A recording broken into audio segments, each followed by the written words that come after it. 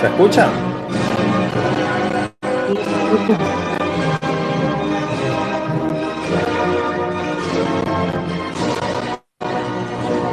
Arriba los pobres del mundo, de pie los esclavos sin pan, y gritemos todos unidos, viva la Internacional.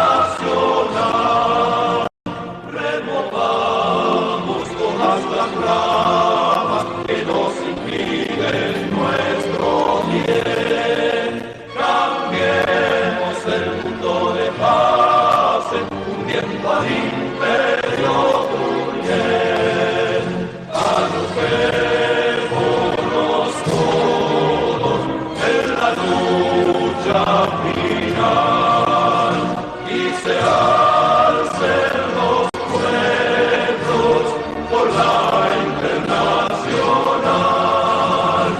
Agrupémonos todos en la lucha final y se alcen los pueblos con valor por la Internacional.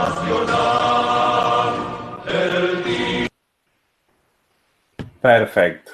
Buenísimo, suficiente. Voy a dejar de compartir. A ver. Dejar de presentar así. Puedo ver caras. Caras con pantalla. Ahí estamos, ahí vemos caras. Bueno, así como una bienvenida hacia arriba, pum para arriba. Escucharon fragmentos de el himno obrero, conocido como más conocido en la jerga politiquera como la Internacional Comunista, hecha a finales del siglo XIX al calor de la Comuna de París, un símbolo del comunismo, ¿no? Del himno comunista, ¿no? Fíjense que tienen sus signos como sus banderas y otros símbolos que los identificaban con la bandera roja, la hoz y el martillo. La hoz y el martillo simbolizando la unión de los trabajadores campesinos y los martillos como símbolo del obrerismo, de los obreros industriales. ¿Por qué arrancar por ahí? Porque hoy nos tocaba ver a uno de los grandes pensadores teóricos acerca del pensamiento socialista científico, del socialismo científico del comunismo, ¿sí? Así que esos versos, esos signos famosos tienen que ver con este canto, esta especie de marcha triunfal de la lucha del movimiento obrero, sobre todo del comunismo. Fíjense que es interesante también pensar los signos como recursos pedagógicos y recursos didácticos, ¿no? Himnos hermosos, si los hay, el otro himno que acompañó la Revolución Francesa, la Marsellesa, o el himno nacional nuestro, que también fueron marchas militares, ¿no? Que de alguna manera insuflaban ese espíritu de libertad. Así que un poco para pensar desde un recurso que nos puede ser de ayuda, didáctico, para recuperar cosas que han quedado un poco en el baúl del olvido, sobre todo para aquellas personas que no son ni de la militancia ni vienen con una memoria fresca acerca de los signos. Así que tiene su importancia pedagógica también. Bien. ¿Cómo están? Si hay alguien que quiere responder. Todo bien, ¿Todo profe. bien? Así. Todo bien, profe, tranquilo. Bien, gracias a Dios, profe. Bueno, buenísimo. Buenísimo que estén bien. Es importante, como todo el mundo lo sabe, un momento tremendo que estamos de la pandemia, con una situación muy delicada y a los expertos y los sabios se les dio por volver a las aulas, volver a las escuelas, cosa que no comparto, pero bueno, como soy un oscuro docente del conurbano bonaerense, no soy quien decide eso. Deberíamos haber continuado en la virtualidad, pero bueno, creo que pesa más a veces la política que sobre la vida, o ciertas decisiones políticas que pesan sobre el escenario actual, por lo menos, desde mi punto de vista.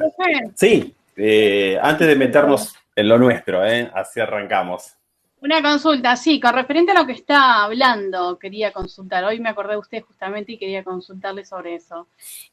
¿Ustedes tienen como profesores, tienen Me algún agacho tipo para que no de tire el bajada tiro. con referente a bajada de línea, ¿no? ¿Cómo hacen con aquellos alumnos que no toman, no se reincorporan, quieren continuar en la virtualidad por una opción?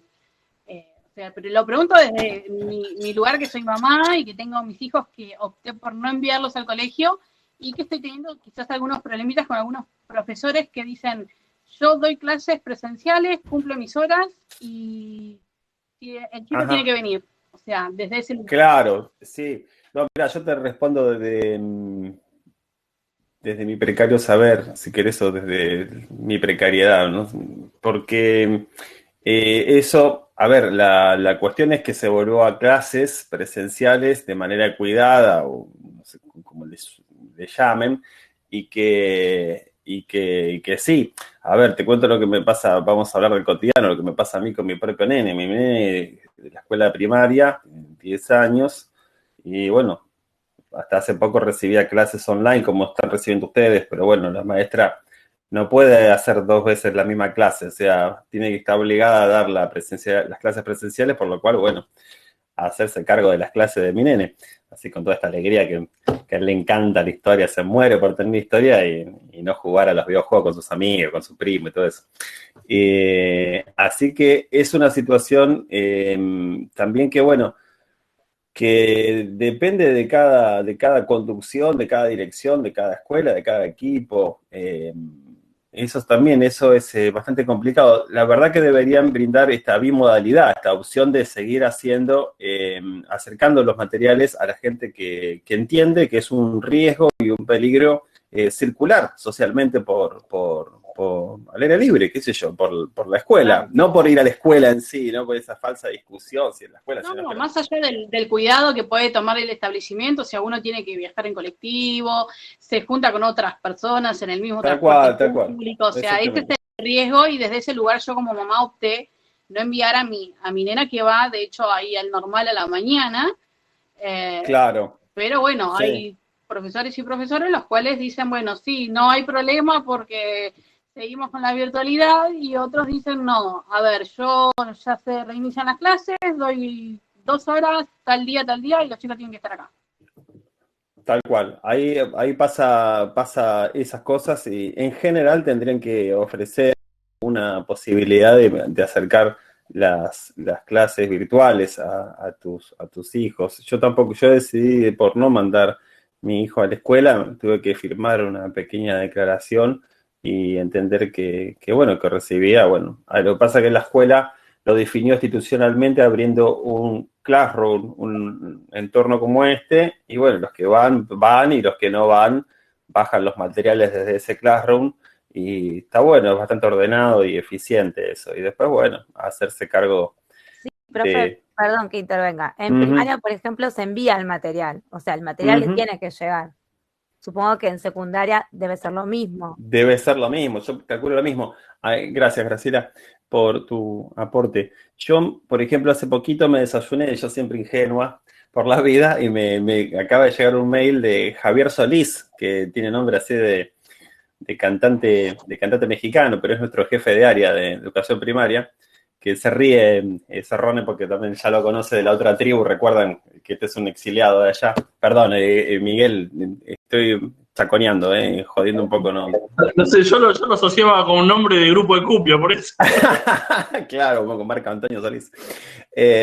Arrancamos con la Internacional Comunista, y hablando de Marco Antonio Solís, estoy haciendo muy barata esta clase, como diría Alex Canigia. Sí, Solís hace poquito nos citó a los profes de práctica. Estoy ocupando ahí una cátedra en el espacio de la práctica 2, y el año que viene, bueno, no sé, quien siga ahí, si estoy vivo, bueno, estaré dando clases ahí en el espacio de la práctica 2 junto con Omar Barrera y Claudia Schaffer, ¿no? En parte del equipo, ustedes ya lo conocen. Eh, y claro, me sorprendí a mí mismo porque nos invitaron a ir armando los grupos de observación. En segundo año, es instrumentarlos a ustedes para que vayan hacer observaciones de aula y toman registro y bueno, a ver una serie de cosas. Yo pensé que bueno, que no se iba a dar, ¿no? Pero sí, hay que armar los grupos, hay que orientarlos y hay que...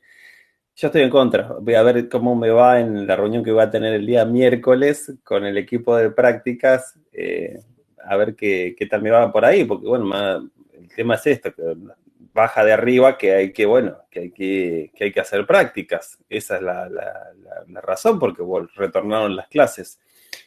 Nos guste o no nos guste, a mí no me gusta, me desagrada. Pienso que si antes se cerró todo por 400 casos y ahora hay 25.000 por día, es un desastre total, pero bueno, con todo el cariño que uno le pueda tener o no al gobierno, me parece que en ese sentido uno no puede dejar de tener una mirada crítica o por lo menos sobre la realidad que nos pasa, sino para qué estudiamos. Yo no aceptaría a nadie acríticamente, qué sé yo.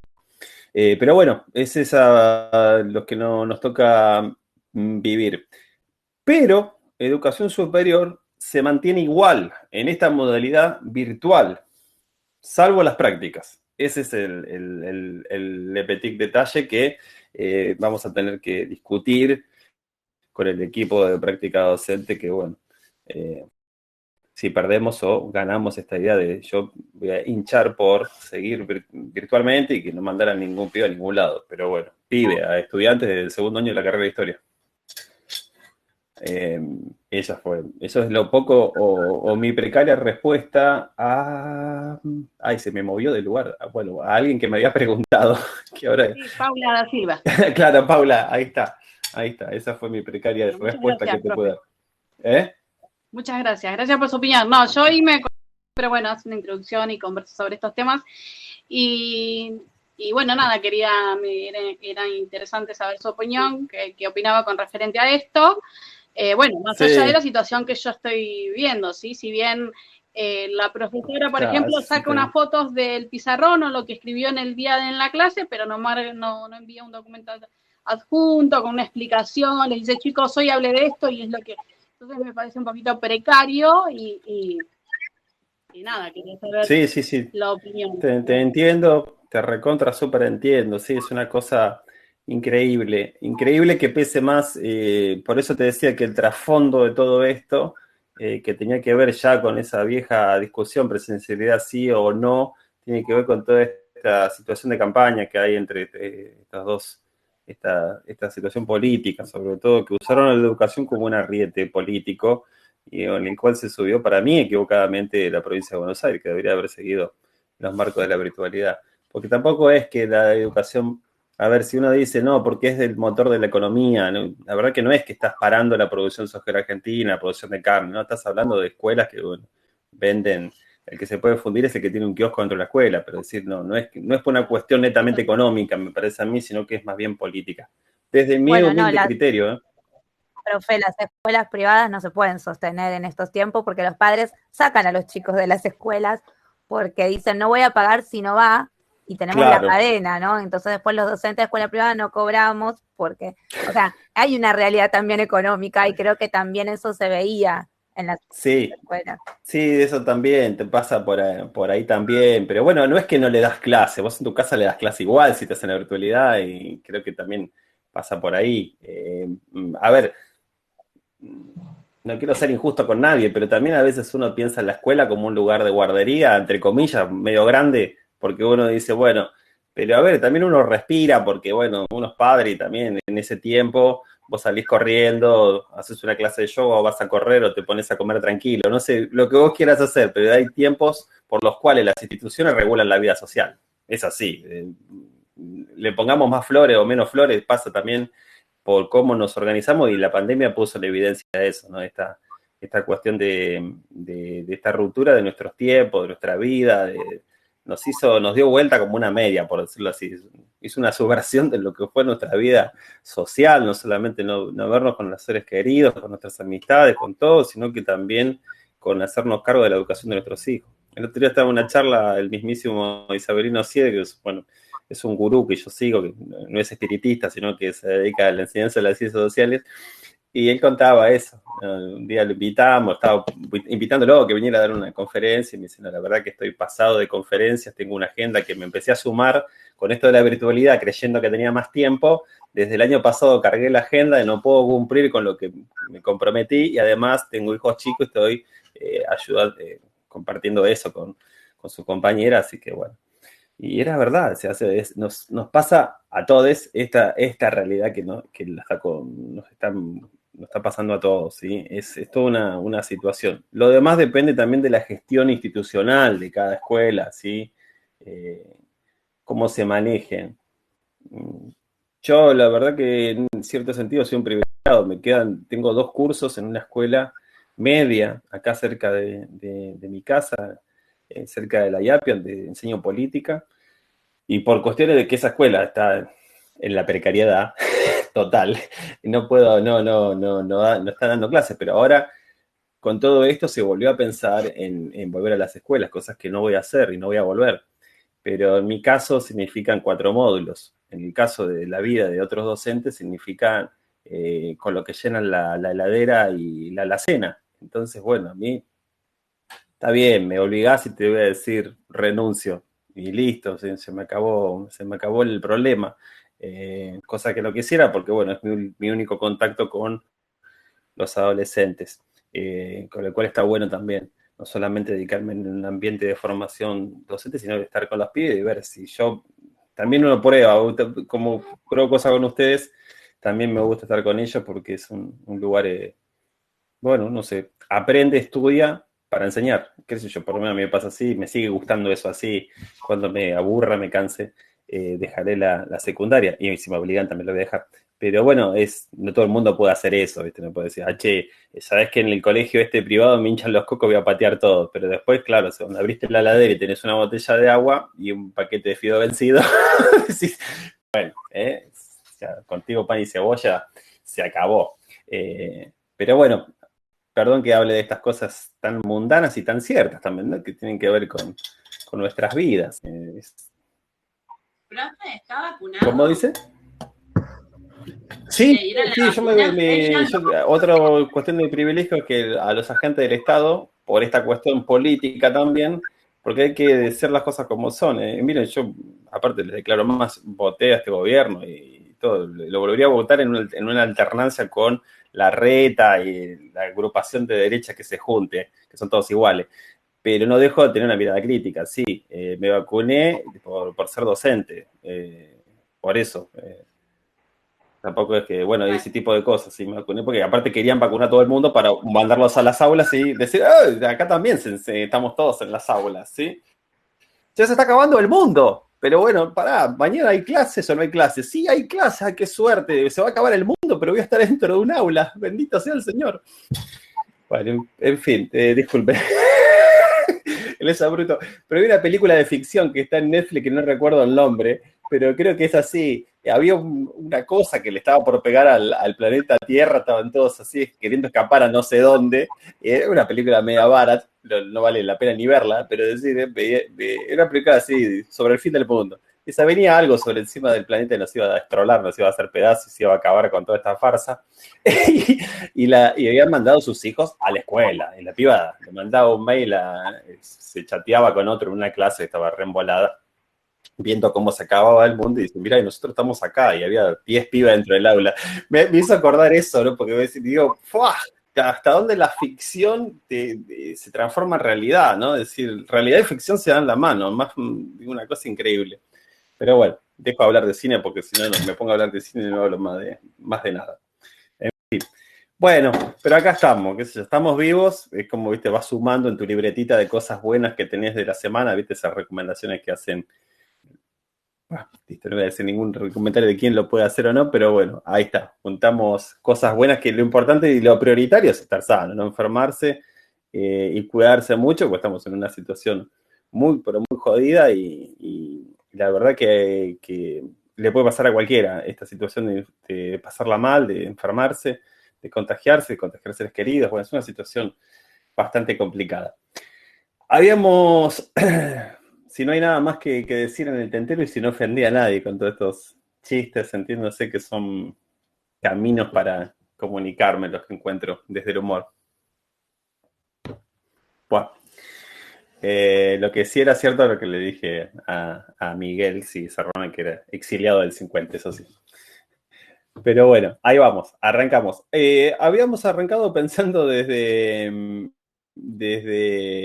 el himno obrero, la Internacional Comunista, ya, bueno, digno hije de un machiruli de izquierda, eso, bueno, eso se recitaba en los velorios de los compañeros, que no se decía así, pero era toda una liturgia que tiene también el movimiento de izquierda a nivel internacional y a nivel nacional que identificaba a esos signos. También tiene que ver con esta cuestión de la identidad, si se quiere, política, ¿no? Como los anarquistas tienen las banderas negras, ¿no? Como trapos de identificación con determinados movimientos políticos. Aquí la bandera celeste y blanca, ¿no? Ese símbolo tricolor, que es un emblema de la República. Recuerdan que las banderas, hay un emblema de la bandera de Francia, que es la bandera tricolor, que también inundó al mundo con ese formato de banderas como un símbolo de las repúblicas liberales. Acá la bandera roja ya sería como un símbolo del peligro, de la identidad nacional, como decían acá la oligarquía, el Estado nacional oligárquico, ¿no? Bueno, dicho esto, que también son recursos para pensar maneras de acercarnos a los pibes, estábamos transitando. Esperen. Hoy estoy re tecnológico. Hoy ya hice una presentación, casi lloro, y ahora voy a grabar. Así que voy a hacer dos cosas. Para los que no puedan presenciar la clase, grabo y listo. Y ahí podemos estar grabando. Buenísimo. Ahora dejo de hacer chistes absurdos y me pongo serio. Bueno, voy a tratar. Habíamos estado recorriendo, incluso esto sirve para aquella gente que no puede estar y tiene problemas para conciliar el sueño. Yo les decía eso, que la gente se le da, vieron que subió el índice de alcohol, la gente toma mucho alcohol y toma psicofármacos para dormir y hacen muy mal. En cambio uno se enchufa a esto, que por ahí son de 30, 40 minutos y le da sueño y tiene una utilidad práctica, además de ser un insumo para sus estudios. Bueno, dicho esta última pavada, habíamos estado, primero, tengo que hacer una mea culpa, no corregí nada, entre comillas, me salió corregir, parezco un maestro ciruela. Estuve viendo nada más que hubo muchos aportes, mucha actividad, pero ya esta semana, ya mañana pasado me pongo a hacer devoluciones como corresponde de todos sus aportes que han venido haciendo, en todo lo que fui plantando y sembrando en el aula. ¿Qué más? Bueno, lo último de lo último tenía que ver con que nos metimos en esta materia, Pedagógico-Didáctica 1, con una reflexión sobre el mundo desde el punto de vista de un filósofo que fue Gustavo Varela. Después avanzamos a entender cómo las ciencias sociales, en un artículo de Marta Rodríguez, muy claro, muy llano, casi de manual, sin desmerecer los manuales, que nos metía en el mundo de pensar cómo las ciencias sociales se constituyeron como disciplinas científicas y obtuvieron una legitimidad. Y esa legitimidad la logran a partir de la formación del Estado Nacional y de las necesidades de esos Estados nacionales de generar un discurso que brinde desde la historia un pasado en común para sus ciudadanos y desde la geografía un discurso que enseñe las bases de una territorialidad o de un territorio, decirle: esto es Francia, esto es la Argentina. De allí la necesidad de brindar descripciones pormenorizadas del suelo, de los subsuelos, de los climas, de los biomas y de toda una tradición ligada a ese concepto propio de la palabra, de la etimología de geografía, de descripción de la Tierra, ¿sí? Es decir, que estas dos disciplinas sociales que van a tener mucho valor, se van a revalorizar en la sociedad europea, tienen a la geografía y a la historia de alguna forma asociadas primero al pensamiento ilustrado, esta idea de la cultura general, y por otro lado a la identidad nacional, que en nuestro caso tuvo un reflejo y una materialidad en las efemérides que abundan y están pegadas a las escuelas primarias, secundarias y inicial como una calcamonía que es imposible despegar de alguna forma de claridad, ¿sí? Esto lo saben las compañeras que son docentes, que luchamos contra ese tipo de construcciones que tenían un sentido en el pasado durante el siglo XIX, a finales del siglo XIX, principios del siglo XX, y que hoy son otra cosa. Hoy tienen que pensarse como un momento para reflexionar, ¿sí? O para trabajar el sentido de la libertad, el sentido de nuestra simbología patria, el sentido de la expresión patria, el sentido de ser independientes, qué sería ser soberanos, ¿no? Ese tipo de cuestiones que en cada efemérides nos invita a pensar y de alguna forma han regulado el calendario escolar, ¿sí? Si ustedes se fijan, no hay en ninguno de los diseños curriculares de inicial, de primaria y de secundaria ningún bloque de contenidos que diga enseñe efemérides, ¿sí? Sino que tienen que ver con esta tradición de esta historia liberal y esta conformación de la escuela ligada a los intereses específicos de los nacientes estados nacionales. En nuestro caso específico tiene que ver con el nacimiento del Estado Nacional Liberal y Oligárquico, ¿sí? Formado por Mitre, Sarmiento, Avellaneda y Roque, todos estos muchachos que formaron esa bendita generación del 80, y que necesitaron de un aparato, ¿sí? Educativo, un instrumento que pudiera homogeneizar a la sociedad, ¿sí? Brindando una especie de ficción de igualdad social y a la vez de homogeneidad en cuanto a borrar todo tipo de diversidades. Esa institución o ese artefacto va a ser la escuela. Es decir, la institución escolar va a ser utilizada, si se quiere, en dos sentidos. Por un lado, sacarle de la mano el alfabeto a la iglesia, cosa que es progresista y progresivo desde mi punto de vista, y hacer de eso una herramienta de lo público. De hecho, uno de los primeros ensayos que hay sobre educación pública lo hace nuestro queridísimo Sarmiento. Yo arranqué con la Internacional y ahora estoy hablando bien de Sarmiento, pero es una cosa increíble. Bueno, habla de la educación pública, porque fue uno de los primeros ensayos que hay sobre educación pública. Bueno, de hecho, es el tipo que piensa esta ley sistema, que fue la 1420, y que construye un sistema educativo donde piensa desde qué tiene que hacer el portero hasta la última instrucción que debe recibir el director general de la educación, como se le decía antiguamente, ¿no? En ese sentido, el relato va a ser igual, va a ser esta idea de homogeneizar una sociedad diversa. Recuerden que a finales del siglo XIX la Argentina era un país lleno de migrantes, tanos, franchutes, gallegos, ¿no? Y además de pueblos originarios, de quechuas, de aymara, de pueblos guaraníes, es decir, toda una situación de heterogeneidad y diversidad que es borrada, aniquilada bajo el sello de TUC, de una república. Es una república argentina, blanca. Es decir, esta idea de... ¿Tengo que hablar de ese chiste? Bueno, sí, está bien. Me habla un enano que tengo adentro, un enano maléfico. Pero esta identidad nacional, ese mal chiste que ese furcio, si se quiere, cometió el presidente, de pensar que la identidad nacional de los argentinos tenía que ver con la bajada de los barcos, ese chiste viejo y malo, aparte, impreciso, inexacto, con el cual le brinda pasto a la oposición para pegarle de todos los costados, pero eso es lo que pasa cuando no se tiene conciencia de la importancia de la voz pública, de aquellas personas que hablan públicamente. Entonces la palabra pública es una palabra responsable, o por lo menos debe serlo, sobre todo en la boca de los funcionarios públicos. Eso sí es muy importante. Y sobre todo cuando uno es un profesor universitario de la Universidad de Buenos Aires. Eso no puede pasar. No me lo permito yo, digo, yo debo ser la vara para medir que la gente que nos gobierne sea más que yo. Es así de ilusión que tengo a veces. Pero bueno, continúo, sigo.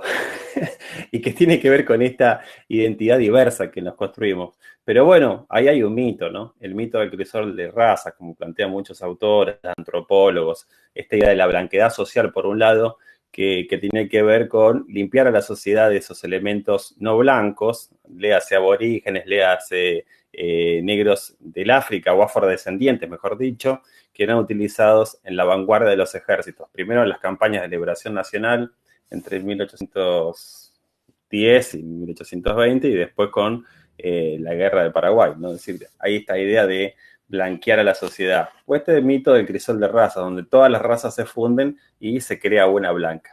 Que en realidad lo que somos es un producto, un mosaico diverso de identidades que tienen que ver con los quechua, con los aymara, con los mapuches, con los toas. Es decir, hay todo un conjunto de identidades que tienen que ver con nuestra identidad nacional, que es diversa y es heterogénea, ¿sí? Lo que hizo el Estado fue aplastar toda esa heterogeneidad y pensar más en Europa, en una sociedad blanca, con un ojo pensando en Europa que con lo que había en su territorio. Pero con lo que había no se podía construir nada para los ojos de la élite, ¿sí? Había que abonar los campos con la sangre de los gauchos y de estos salvajes. Esta construcción que hay en los ojos imperiales con los cuales mira la oligarquía argentina.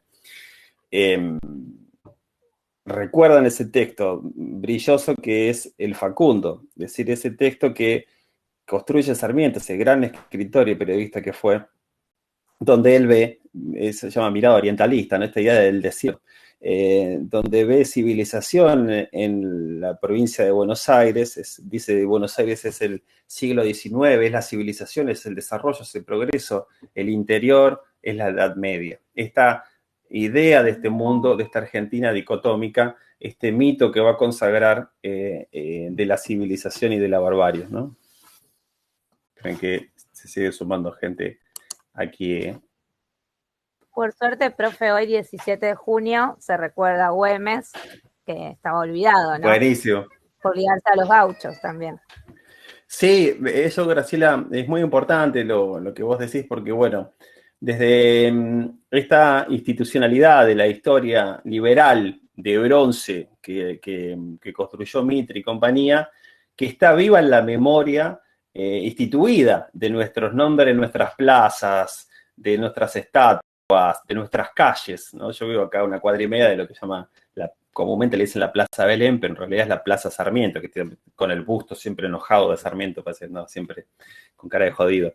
Pero esa historia, bueno, empieza a ser criticada, esto se llama historiografía, ¿no? Algún día lo van a tener, ojalá tengan a Perino o a alguien que sepa de historiografía, pero esta idea de esta historia liberal va a ser criticada a partir de la década del 30, a partir de lo que se llama el revisionismo histórico, y esta va a empezar a poner en juicio, digamos, otra historia con otros héroes, con otros protagonistas que tienen que ver más con los caudillos del interior, y ahí aparece esta revalorización de una historia más federal, ¿sí?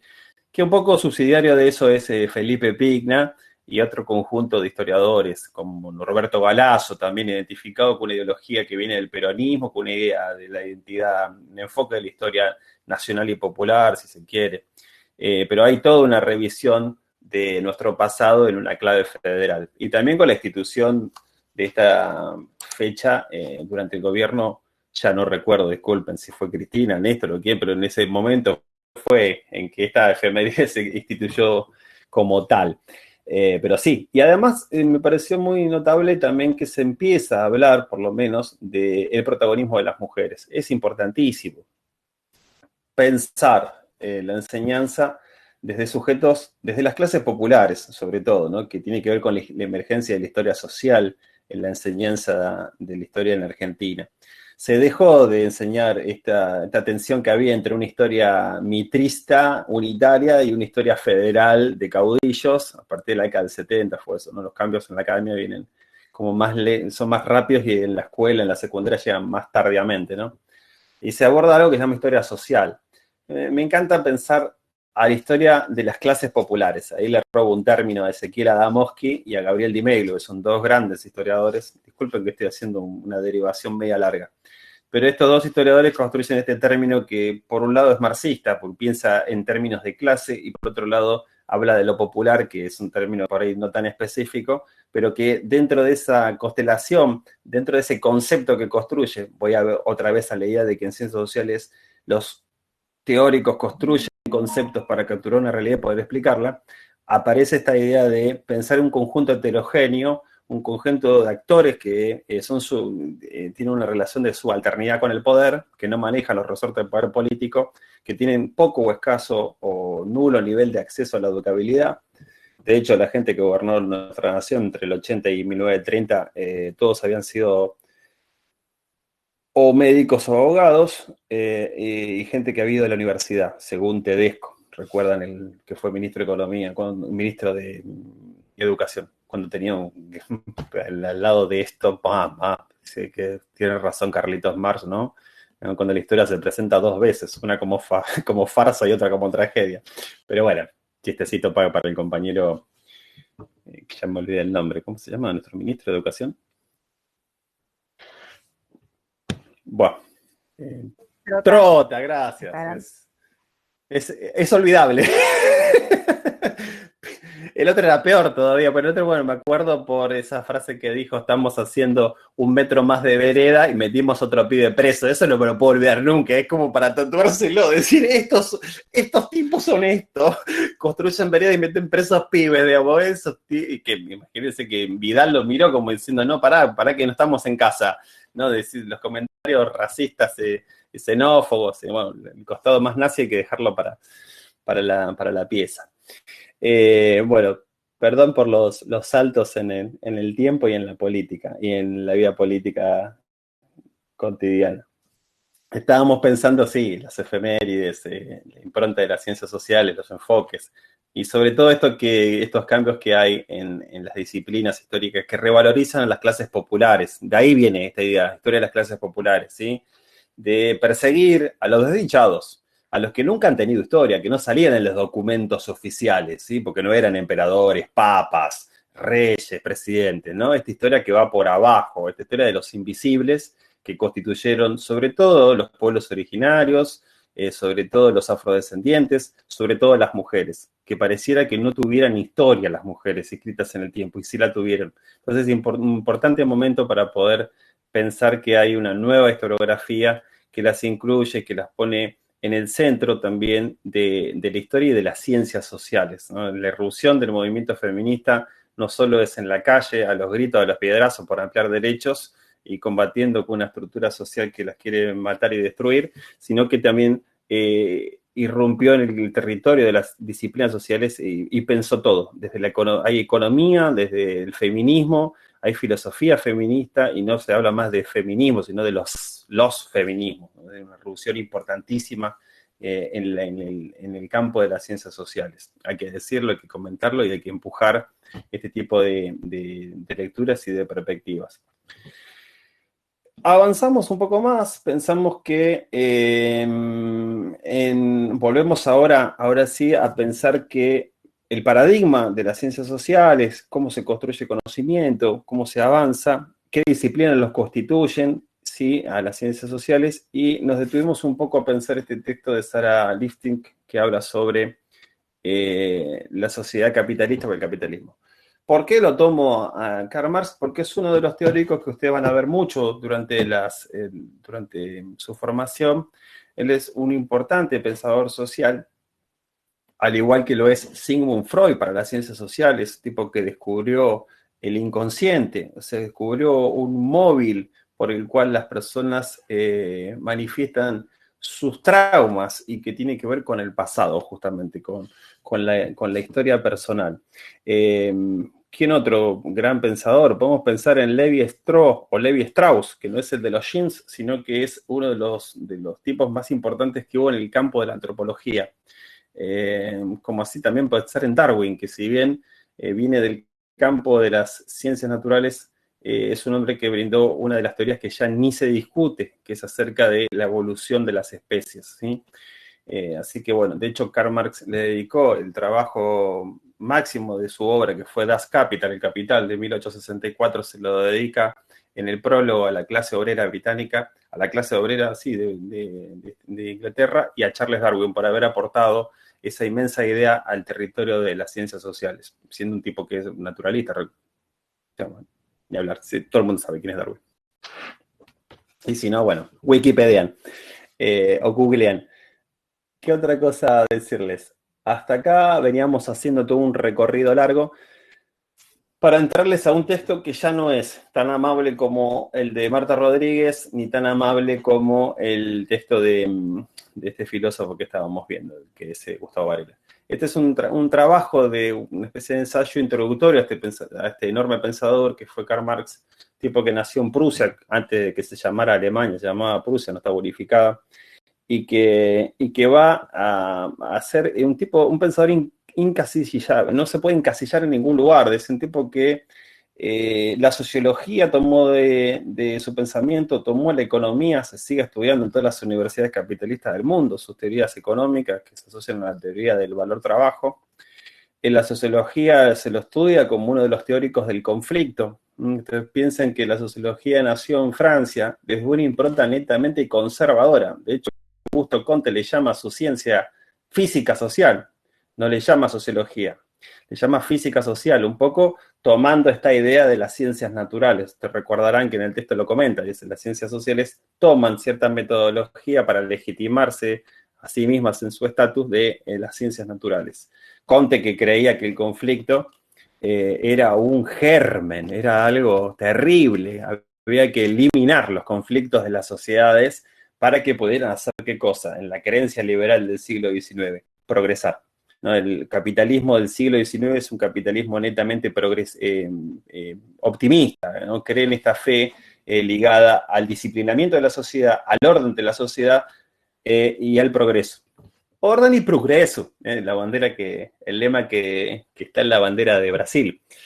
En cambio, Marx piensa todo lo contrario, piensa que, bueno, Comte está amargado, recuerden que la Revolución Francesa, la burguesía para destruir a la monarquía, utiliza al pueblo como arriete y causa una revolución violenta. De hecho, el modelo clásico que se entiende por revolución es la Revolución Francesa. Es decir, cuando hacemos un curso sobre revoluciones, está la Revolución Francesa. Es un choque entre clases en la cual una clase desplaza a la otra del poder político, es importantísimo, ¿no? La burguesía que había crecido en riqueza, en poder económico y en cultura y en educación, y aparte tenía un esquema teórico de lo que quería, que eran las ideas ilustradas, la idea de libertad de comercio, la idea de igualdad, la idea de fraternidad, y sobre todo una idea para la época que era la idea de la retroversión del poder político, que era la idea de la voluntad popular, ¿sí? Esta idea de que no gobiernan las dinastías, las monarquías en base al poder absoluto, sino que gobiernan gracias a la voluntad del pueblo que los elegía. Esa era una idea subversiva para la época. Igual que era la idea subversiva de ser ciudadano. Si uno era ciudadano, no era súbdito, era recontra importante ser eso, ¿no?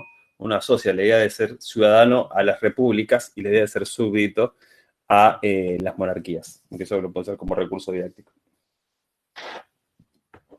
Bien, entonces aparecíamos en esta situación. En el texto lo va a recorrer el camino que hace la burguesía, ¿sí? El texto recorre, si se quiere, algunas fases que podemos llamar del desarrollo de la sociedad capitalista. Una fase que tiene que ver mercantilista, durante el siglo XV y siglo XVI, primera fase de conformación de un capitalismo mercantilista, que tiene que ver con una acumulación primitiva de oro y metales preciosos, léase conquista de América, ¿sí? Durante el siglo XV, siglo XVI, hasta el siglo XVII, siglo XVIII. Y acá hay una primera divergencia en aquellos que piensan que la sociedad capitalista se conformó en este momento, en el momento de la conquista de América. Por ejemplo, es el caso de Wallenstein, un sociólogo norteamericano, que dice que hay capitalismo porque hay un mundo integrado comercialmente. A ese mundo integrado comercialmente le llamó economía mundo. Es economía mundo capitalista. Marx va a disentir de esa definición y va a pensar que el capitalismo se desarrolló a partir de la Revolución Industrial, ¿sí? Y lo va a decir en un texto famoso, que es el texto que ustedes deben conocer, que es el Manifiesto del Partido Comunista. Es una especie de panfleto para propagar las ideas del comunismo, del socialismo científico, donde él tiene una visión optimista acerca del progreso humano, ¿no? Y va a decir esa frase famosa que la historia de la humanidad es la historia de la lucha de clases, ¿no? Va a poner en el centro de la historia a los trabajadores, a los oprimidos, a las clases explotadas. Engels lo va a sintetizar, pero Engels fue un tipo mucho más claro, un amigo de él, teórico también importante, que va a decir la historia de la humanidad, la historia de los glotones versus, como si fuera un video, los hambrientos. Y va a distinguir allí, en esa distinción, determinados regímenes sociales o sistemas económicos y sociales y productivos, ¿no? El esclavismo, el feudalismo, el capitalismo. Va a ser lo mismo que uno puede pensar desde una línea de tiempo cristiana con las cuales la recitábamos nosotros, ¿no? La edad antigua, la edad media, la edad moderna, la edad contemporánea, recuerdan eso, siempre teniendo en cuenta que seguíamos una historia lineal y a nuestro profeta Jesucristo. En este sentido va a dividir a la historia de la humanidad en las distintas formaciones económicas, es decir, cómo la sociedad se organizó para producir. Es importantísimo eso, es importantísimo. Es decir, que lo importante para Marx, en última instancia, tiene que ver con relaciones económicas la vida. Siempre que se encuentren contextos que priorizan las relaciones económicas y la situación de las clases explotadas, van a estar en presencia de este tipo de perspectivas marxistas, marxianas, posmarxistas, posmarxianas. Por eso es importante entender estas claves que después las vamos a ver en el territorio de la educación. ¿Sí? Otra cosa más que tenía que ver con eso, les digo esta maravilla que también lo tenía, dice, la humanidad ha hecho cosas grandiosas como las pirámides de Egipto, la muralla china, pero la burguesía ha construido lo mejor, ha diseñado la industria moderna, dice Marx, ¿no? Esta idea optimista, impresionante, un tipo de una fe increíble en el progreso humano, ¿no? Porque justamente lo que está observando es el nacimiento de una nueva forma de producir bienes en base a máquinas, ¿no? Esto es lo novedoso de la revolución industrial. Desde que estuviéramos en las cavernas hasta el siglo XVIII, Eric Hobsbawm, un historiador británico, marxista también, él dice, la humanidad hizo dos grandes revoluciones. Una, la revolución agrícola, Vanessa Critch, temporal 1 en americana, temporal mundial. Esto se llama como la revolución neolítica, este circuito virtuoso donde el hombre descubre la economía, descubre la agricultura, se asienta, se desarrolla en la cercanía de los ríos, léase civilizaciones hidráulicas. Recuerdan que la humanidad, nuestros antepasados, vivieron en la cercanía de los ríos, ¿no? En recursos hídricos para poder vivir y sostener pequeños estados, pequeñas ciudades-estados. Texcoco, Teotihuacán, Nilo, Guangzhou, el río amarillo, en la China, el Ganges, y después el Tigris y el Éufrates, ¿no? Medio Oriente, no sé, capaz que dejaron un agujero así, ¿no? De los bombazos que le metieron los norteamericanos, pobre Medio Oriente. Pero bueno, era para llevar democracia al mundo. La gente se resiste a vivir en libertad. Entonces tenemos a este gendarme del mundo que va llevando libertad a los bombazos. Y de paso se queda con los recursos, ¿no? Bueno, dicho sea de paso, hablando de la economía. Comentario político al margen. Estábamos analizando este gran pensador social que es Karl Marx. Entonces, sobre todo, aparte del punto de vista de la filosofía, que tiene esta idea de la enajenación del hombre, de su Marx filosófico, si se quiere, en estos escritos del joven Marx, vamos a ver que Marx era un político revolucionario. Eso era lo más importante y lo más destacado de la visión de él. Y que parte a partir de un análisis expositivo y analítico de cómo funciona el orden social capitalista. Y lo va a hacer estudiando su molécula básica. Va a partir de un átomo, dice él. Ese átomo es la mercancía. Cómo se produce la mercancía dentro de la sociedad capitalista.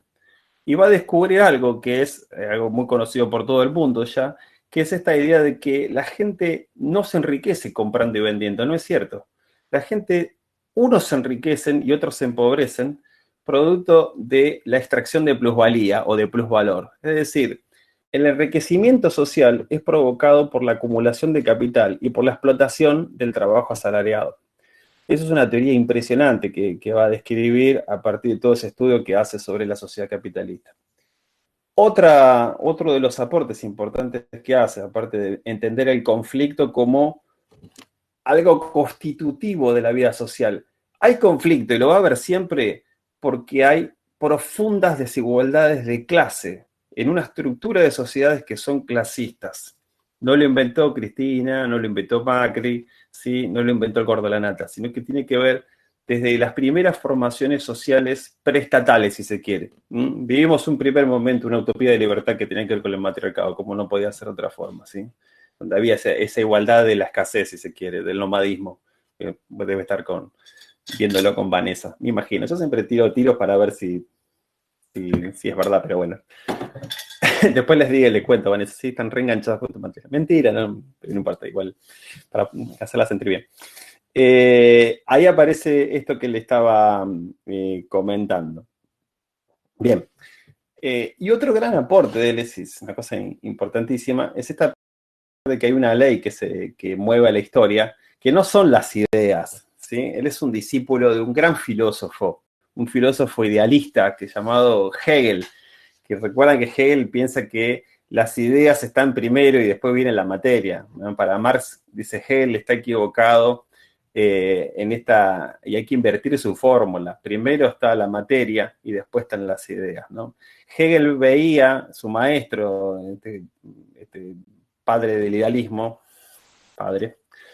ve que en la historia se desenvuelve a partir de tres momentos, ¿no? Que tienen que ver con la afirmación, la negación y la síntesis. A eso se le llama dialéctica, ¿no? Esta idea de que hay un desarrollo de la historia en estos tres momentos. Marx lo invierte, dice, no, Hegel está equivocado. Antes de hacer filosofía, antes de crear sistemas religiosos, sistemas políticos, el hombre necesitó comer. Necesitó abrigarse, necesitó nutrirse, necesitó prever cosas. O sea, necesitó satisfacer sus necesidades más concretas y mundanas, ¿sí? Por eso es que sitúa esta idea de la dialéctica en el terreno de lo material. De ahí viene esta idea de una historia dialéctica y materialista. Primero está la materia, primero están las necesidades concretas, las formas en que las sociedades se organizan para producir y repartir lo que producen. Cómo producen, cómo distribuyen lo que producen, para Marx es central. Hay una centralidad en los modos en que la gente produce. Produce, modifica la naturaleza y a la vez es modificado. Es decir, hay una relación dialéctica. El hombre tiene una capacidad que lo distingue de cualquier otro animal, que es esta capacidad de trabajo, ¿sí? Ahora me digo, bueno, hay animales que trabajan, ¿sí? Castores, las abejas son las más campeonas, pero esta idea de poder prefigurarse lo que va a ser, ¿sí? Y desarrollar herramientas que van a modificar la naturaleza y lo van a modificar a él como persona y van a modificar a las sociedades. Es importantísimo pensar esta forma en que está pensando este gran historiador, sociólogo, este gran pensador. Bien, que un poco yo les hice un esquema almacenero de esto que les estoy diciendo, que tal vez sea más claro en el texto que les armé, que no sé si lo han podido leer, pero un poco está ahí desplegado esta síntesis que le estoy haciendo así como de manera media brutal. Yo les recomendaba hasta un circuito de lectura. Yo ya lo aclaré 1000 veces, pero yo no subestimo a nadie. Por ahí hay gente que lee, entiende todo y entiende mejor que yo y la felicito, y bueno, pero yo siempre estoy pensando en aquellos que no entienden, en aquellos que para él le cuesta más o que la primera vez que leen un texto de estas características. Así que creo que ahí estaban algunas herramientas que le van a permitirnos después entender a qué le llaman teorías críticas. Va a haber un conjunto de teorías pedagógicas, didácticas, filosóficas, que le van a llamar teorías críticas. Cuando hablan de teorías críticas, tienen que ver con estos posicionamientos críticos al orden social y que tienen una herencia en esta forma de pensamiento marxista. Vamos a ver que la Escuela de Frankfurt lo va a tomar, vamos a ver que Pierre Bourdieu, Passeron, los grandes teóricos críticos de la educación están de alguna manera bebiendo en esta fuente crítica que es el pensamiento de Marx. Por eso es un tipo como Pierre Bourdieu, un gran sociólogo francés, que piensa la educación y tiene un libro que se llama La reproducción. Es decir, esta idea de que, si se quiere, toma esta idea de pensar a la educación como un producto, como un capital, dice él, ¿no? Esta idea de, Graciela me así con la cabeza como diciendo, dale que vas bien. Esta idea de capital y esta idea de distribución de capital o distribución de conocimiento que va a haber, que no siempre es igual, dice Bourdieu, y que tiene que ver con esta desigualdad social y piensa la educación ya no como una esperanza para todos de progresar en la vida, ¿no? Esta idea media ilusa que tenemos, sino que piensa la distribución de ese capital de manera desigual, ¿no? Va a haber un conjunto de personas que va a recibir una educación de élite para la élite, una educación donde aquellos que van a recibir ciencia para una minoría y para las grandes mayorías moral, sometimiento, órdenes para poder continuar y ser un buen trabajador o una persona funcional al orden social. Después vamos a ver todo este territorio de teorías críticas que vienen del campo de la pedagogía, toman esta agua de este manantial. Le llamarán críticas o le llamarán poscríticas, pero están siempre pensando en la educación como un campo de reproducción de estas desigualdades que se generan en un orden social que es profundamente conflictivo, desigual y diverso, como es la sociedad capitalista en que nos movemos. Creo que ni respiré. Me tomo un mate, respiro y me dicen ustedes.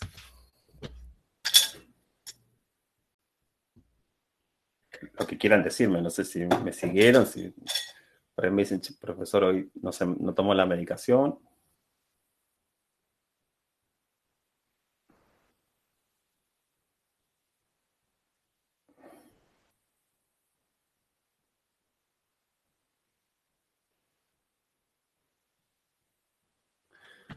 Bueno, está todo el mundo muy tímido, pero ahí voy, sigo. Aunque no lo crean, esto es fundamental. No sé si suena así como medio que los quiero convencer de algo, pero no porque... Dale. Perdón, profe. Estamos, profe, perdón. Me parece importante como para que desarrolle la parte de estructura y supraestructura, que capaz lo toca el texto y no sé si queda tan claro. Buenísimo. ¿A qué se refiere cada concepto? Dale, buenísimo. ¿Querés decir algo, Graciela? Te escucho, no hay problema. No, yo porque digo que capaz ese es otro término que está en el texto y es importante. Buenísimo, Graciela, por apuntar. Lorena, dijiste algo. Te vi murmurar algo, por lo menos. Da la cara, estamos, Lorena, da la cara. Mirá cómo estamos. Estoy cocinando, ¿no? No vas a querer ver cómo cocino. Está bien, dale.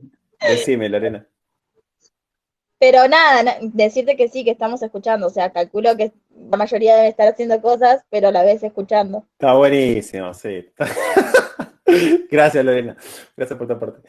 Bueno, ahí contaba, sobre todo, después lo vamos a ver si tenemos tiempo, pero yo fui de afuera hacia adentro, por decirles, hicimos una especie de gran zoom, siendo una visión cinematográfica otra vez, de pensar las teorías desde afuera hacia adentro, de las grandes teorías, de una visión, si se quiere, global de la cosa, hasta meternos en el territorio más pequeño que va a ser el campo de la educación.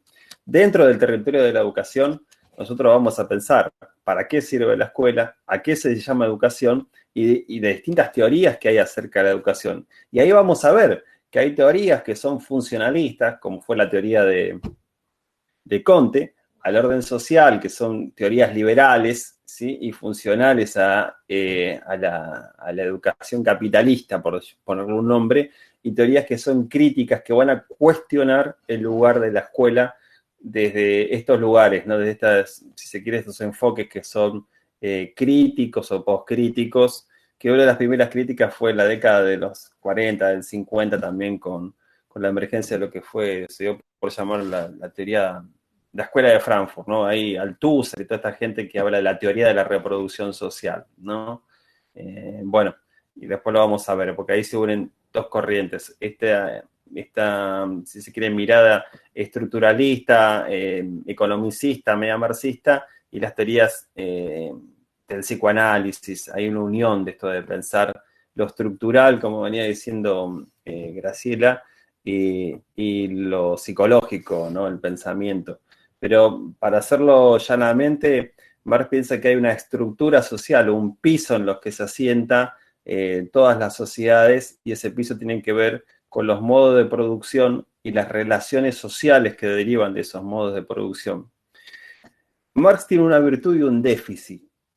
Marx construye una teoría que se llama de largo alcance. Quiere abrazar con su teoría el desenvolvimiento del desarrollo de la humanidad, lo cual es por un lado arriesgado, interesante y súper atrevido para como pensador, y a la vez tiene ese déficit de pensar de que todo el desarrollo universal se dio de esa misma forma.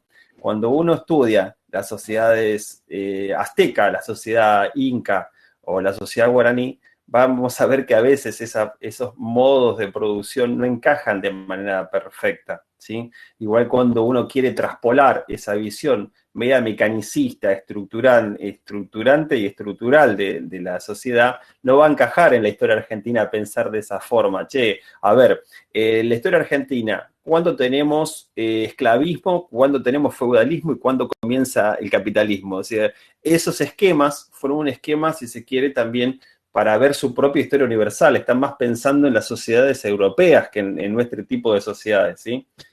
Lo cual no quiere decir que esas teorías no sean repensadas con cabeza propia aquí en América Latina. El marxismo, el desarrollo de las ciencias sociales, el pensamiento, bueno, tenemos desde Mariátegui en adelante gente, ¿no?, que va a empezar a pensarlo críticamente. Esto lo van a empezar a pensar, si se quiere, a la escuela como dispositivo crítico, ¿no? Después vamos a ver que hay otros pedagogos que se alejan de ese posicionamiento economicista más estructurante y estructural, y le van a empezar a bombardear, y van a empezar a decir, no, la educación es liberadora y no solamente se da dentro de la escuela, al revés, van a empezar a minar a la escuela con sus teorías, y vamos a tener un referente que va a ser Paulo Freire, ¿no? Esta idea de pensar una educación bancaria y una educación liberadora, una educación que tiene que ver con cómo le deposito cosas yo al otro, o cómo lo ayudo al otro y él me ayuda a mí a pensar juntos cómo nos liberamos de una situación de opresión.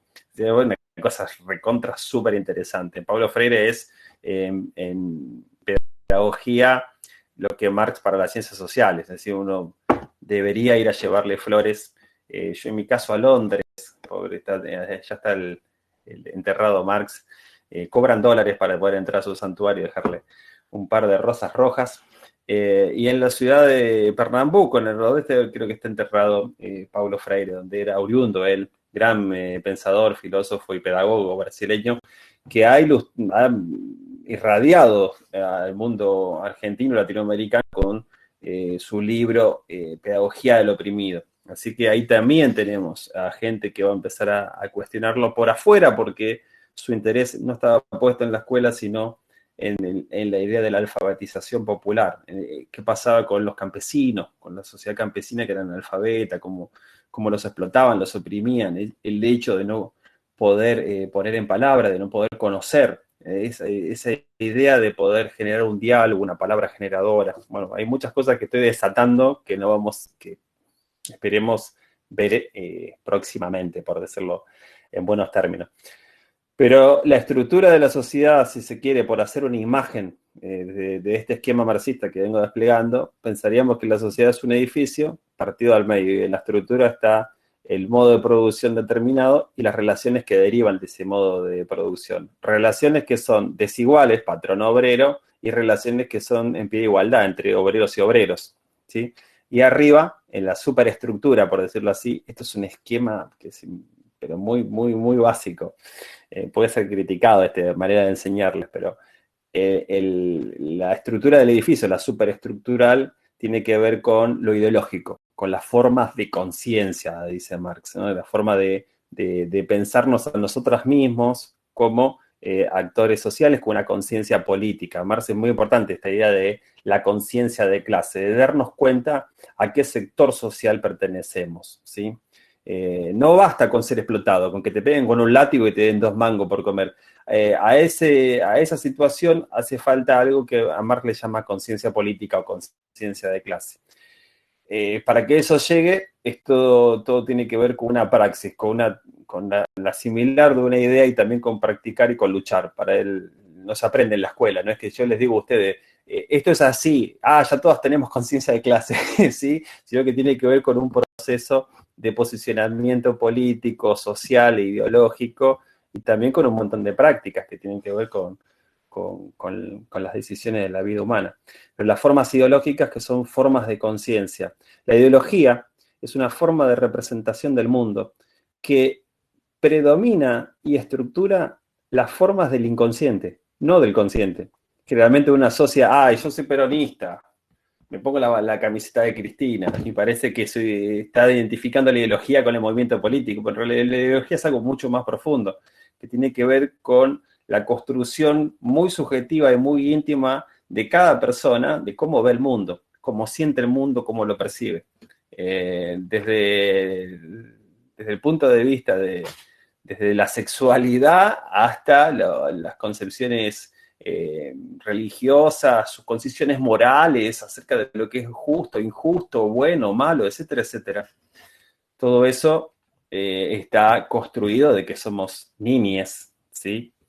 Hay alguien que nos puso ideas en la cabeza, que son nuestras familias, nuestra primera institución que nos ha puesto este primer chip de ideas en nuestra cabeza. Después está la televisión, los medios de comunicación, etcétera, etcétera, etcétera, que son, como planteaba el compañero Lenin, que hoy no vino, los medios de la ideología dominante, que se le llama, o como pensaba Gramsci, ¿no? ¿Qué más nos quedaba por ver ahí? Bueno, después en el texto ustedes van a ver que hay toda una estructura de cómo estos mercachifles, que eran compradores y vendedores, burguesía viene de Burgo. Burgos eran pequeñas ciudades medievales.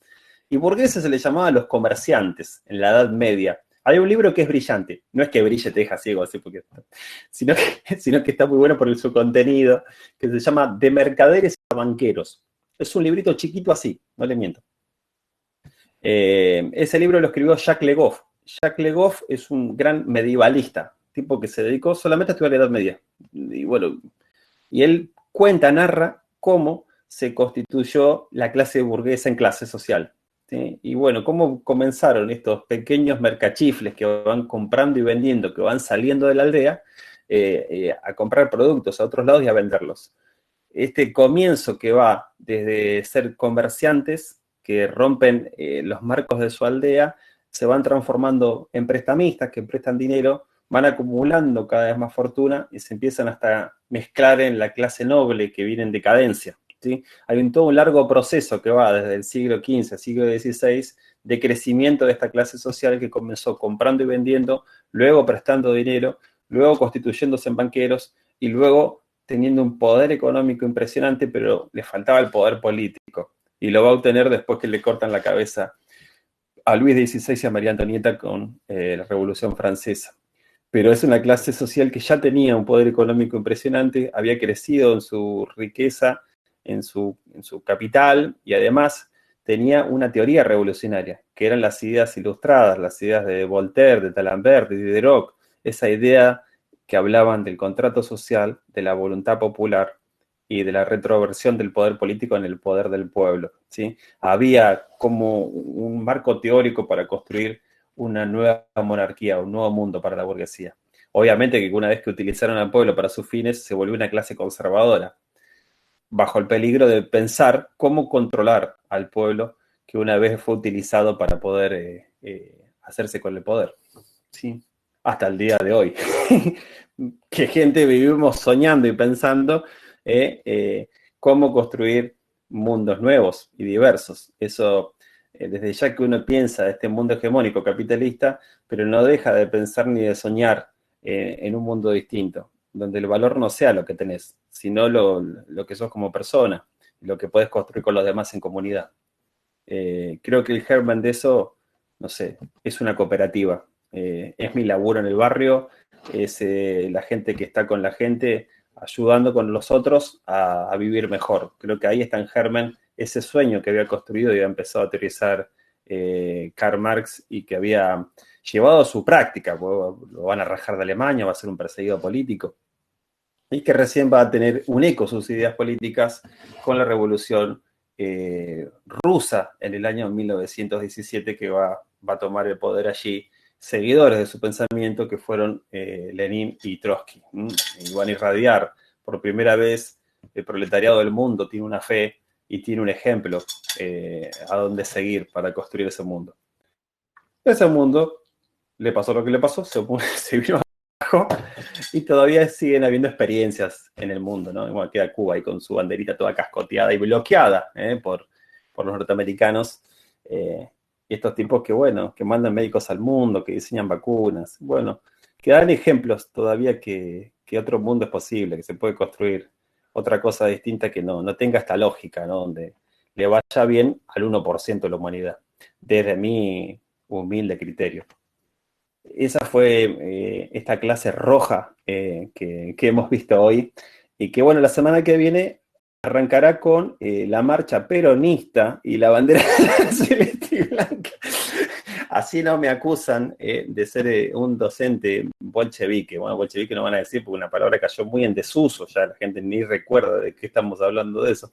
Pero bueno, un poco la idea era revisar esto, pensar recursos didácticos y bueno, esto, y pasarla bien un rato.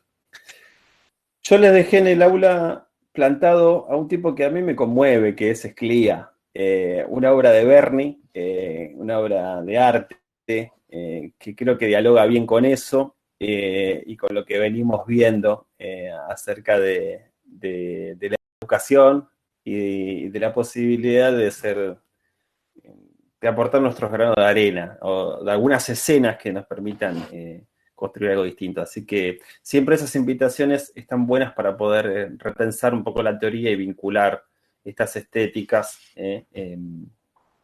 con lo que venimos viendo. ¿Preguntas?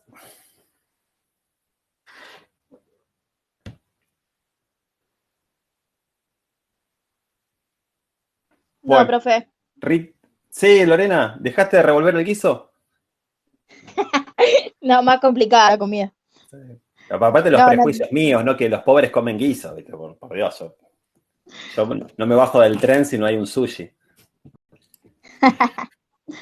Bueno, no, nada, profe. No, nada, no hay guiso. No, no hay dudas. Ah, no hay dudas. Ay, qué suerte que tenés. Vos me haces sentir bien, Lorena. Yo te iba a preguntar siempre a vos. Vos me decís, no hay dudas, no pasa nada, va todo bien, va todo bien. Bueno. Hace lo mismo que usted con la profesora Critch. ¿Cuál? Usted dijo que le va a decir a Critch que entendemos todo, que hablamos bien. Bueno, que hace lo hablamos, mismo. Sí, no, Vanessa sí es una amiga. Un día di una clase sobre los modos de producción en el Imperio Inca y qué sé yo, no sé, me volví loco los pibes pobres. Hay teorías acerca de los estados. Hay un tipo que escribe sobre el estado comunista incaico, bueno, habla situaciones ahí. Pues parece ser que los incas y los aztecas, los dos tienen escuelas, llamativo, tienen un sistema educativo, ¿no? Después, bueno, véanlo con ella. Pero es interesante estudiar para qué sirve la educación en esos estados, qué función cumple. Es interesante y tiene una estructura, porque a veces también una visión de previo a Colón, acá era el comunismo, era el paraíso celestial. Después de Colón, la peste negra, llegaron los europeos, masacraron todo ese gran paraíso, ese Edén que se vivía. Y no, había relaciones de explotación, de sumisión, de guerras, etcétera, etcétera, etcétera, ¿sí? Y un poco es la historia de Malinche, no sé si recuerdan, bueno, Maldición de Malinche, un tema que estuvo de moda en las radios hace poco. Pero bueno, narra la historia de esa princesa tlaxcalana, que bueno, había relaciones de servilismo, de esclavitud, bueno, de dominación, pero había una complejidad ahí, ¿no? Los líderes de estos estados se jugaba su destino y la suerte de su gobierno en la medida que podían alimentar a su población. Fíjense qué distinta y qué alta vara, ¿no? Si los líderes de los gobiernos se jugaran su destino, si procuraran el bienestar de su población. Bueno, un poco por ahí. Igual si quieren le preguntan, si no le preguntan nada. Bueno, me alegra que vayan siguiendo las clases. La gente que no puedo hacer los trabajos lo voy a ir haciendo. El próximo texto que voy a subir tiene que ver con un texto de Silvia Birx. Silvia Birx es funcionaria actualmente, creo que del gobierno de La Matanza. Silvia Birx tiene un ropero lleno de títulos, es una doctora en educación y nos va a convidar con un texto muy, muy llano, muy amable, muy lindo, que se llama, o parte de preguntas también, que me parecen interesantes y potentes seguir, que va a brindar qué es la educación. Así, en términos generales, nos vamos a ocupar y nos vamos a meter en el territorio de las ciencias de la educación, ¿sí? Vamos a ver que esa es una disciplina moderna también, las ciencias de la educación, que se constituyó a partir del aporte de otras disciplinas que se desarrollaron, que tienen que ver con la pedagogía y además con la psicología y además con la filosofía y además con la sociología. O sea que es un campo de estudios bastante rico y poroso que dialoga con otros campos disciplinares, ¿sí? Estamos hablando de la actualidad de la carrera de las ciencias de la educación que dialoga de ahí. Vamos a ver que ustedes, los que están aprendiendo en psicología, por ejemplo, ¿qué deben aprender? Deben aprender cómo se comportan los sujetos que le van a dar clases, los adolescentes, por ejemplo, ¿sí? Y las distintas teorías psicológicas que han tomado la ciencia de la educación, les roba sus teorías psicológicas acerca de cómo aprenden los sujetos y las transforman en teorías de aprendizaje. Entonces vamos a pensar que va a beber ahí de la psicología en un primer lugar, va a tomar ahí de la filosofía, ¿sí? Toda una serie de desarrollo de ideas, de cómo se ha reflexionado acerca de la historia de la pedagogía, y la sociología, un poco lo vimos a partir de Bourdieu, es esta idea de para qué sirve la educación, o qué función cumple la escuela, o la educabilidad dentro de una sociedad clasista, conflictiva, etcétera, etcétera. La idea de distribución cultural, o la idea, si se quiere, de otro de los grandes pensadores, si se quiere, liberales, pero no deja de ser un gran pensador liberal, que es este sociólogo, llamado Emily Durkheim, o Durkheim. Durkheim es un gran pensador también liberal que va a empezar a pensar esta idea de la sociabilidad primaria, la sociabilidad secundaria, va a tener una serie de teorías acerca de la educación que tienen bastante impacto hasta el día de hoy, que son muy profundas y que vienen de este territorio de un pensador más ligado al liberalismo, al funcionalismo, pero no deja de ser un interesante pensador social desde el punto de vista de la sociología. Y después, bueno, la historia también se mete en la ciencia de la educación porque, bueno, tenemos una historia de la educación para aquellos que gusten, ¿no? Desde los griegos hasta antes de ayer. En especial vamos a analizar, les conté el final del cuento, pero a nosotros nos falta rastrear, si se quiere, a la pedagogía, ¿sí? Como disciplina social, que vamos a tener que rastrearla en el tiempo y a pensar desde uno de sus padres, detesto decirlo así, pero bueno, que es el señor Amos Comenius, ¿no? Este pastor moravo, en Moravia, que había nacido, no mal recuerdo, pues me corrigen si no, creo que eran los territorios antiguos de Checoslovaquia, por ahí, que era un pastor protestante, fue un tipo que se lo sigue estudiando hoy por un libro que escribió y por una acción que pensó que sistematizó gran parte de las ideas pedagógicas que van a estar vivas y actuantes hasta el día de hoy. Así que imagínense que es un pensador tremendo. Amos Comenius con su libro Didáctica Magna. Y después, bueno, rastrear, seguirnos metiendo a pensar los sistemas educativos, los diseños curriculares, la didáctica. Así que eso es lo que nos queda. Pero una vez que terminemos con lo de Birx, que es un texto hermoso, que habla de la educación en general, la educación como fenómeno humano, ¿sí? Vamos a pensar qué es la educación, como un fenómeno bien amplio y humano.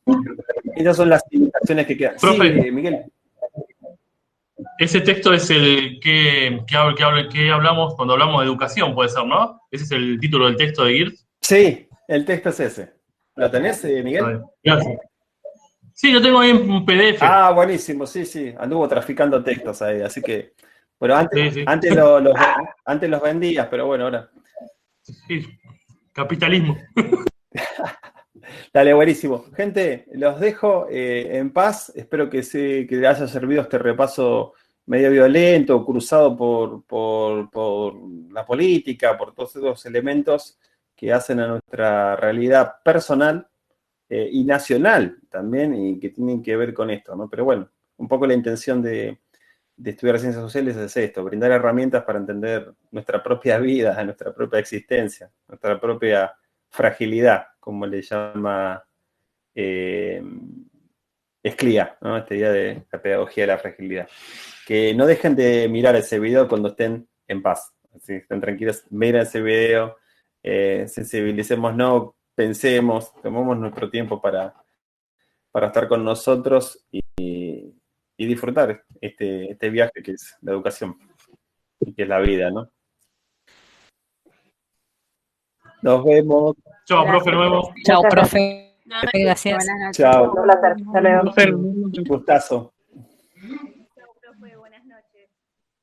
Chao, hasta la próxima. Hasta la próxima.